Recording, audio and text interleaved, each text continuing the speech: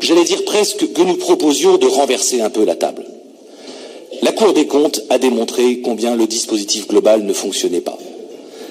Nous-mêmes, nous nous posons des questions. Nous finançons un certain nombre de places ouvertes, non pourvues. Eh bien, nous vous proposons de réfléchir à passer d'une stratégie de l'offre à une stratégie de réponse à la demande. Car aujourd'hui, force est de constater que tous les dispositifs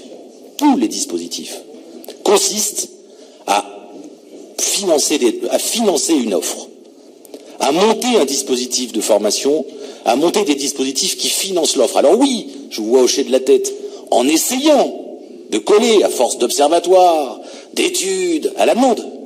Il n'en reste pas moins que tous nos dispositifs sont basés sur une stratégie de l'offre.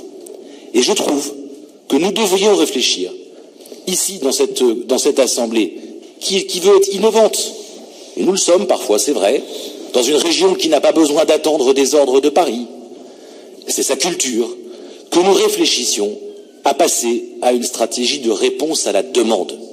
Demande des jeunes, demande des entreprises, notamment en matière d'apprentissage. Et ainsi, le petit conseiller régional de terrain que je suis, avec un A dans le dos, aura peut-être quelque chose à répondre aux entreprises qui me disent qu'elles ne trouvent pas d'apprentis, aux apprentis qui me disent qu'ils ne trouvent pas de terrain d'apprentissage, ou parfois pire, de centres de formation à proximité dans leur bassin de vie.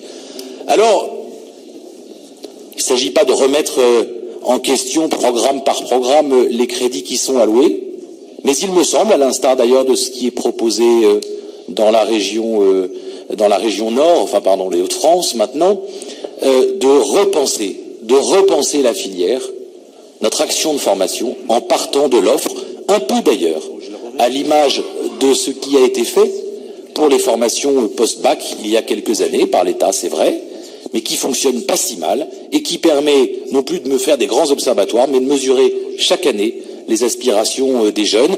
Il s'agirait là maintenant, en matière de formation et d'apprentissage en particulier, de faire coïncider la demande des entreprises et la demande des jeunes.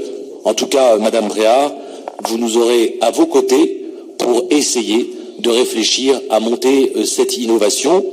En attendant, nous ne pouvons que regretter l'écart entre le discours et les actes, et notamment la baisse des crédits alloués à l'apprentissage. Alors j'ai bien compris que vous disiez non. À la fois, il est un fait que les crédits de fonctionnement diminuent. Nous l'avons noté. Le Césaire lui-même s'interroge sur cette diminution de 16%.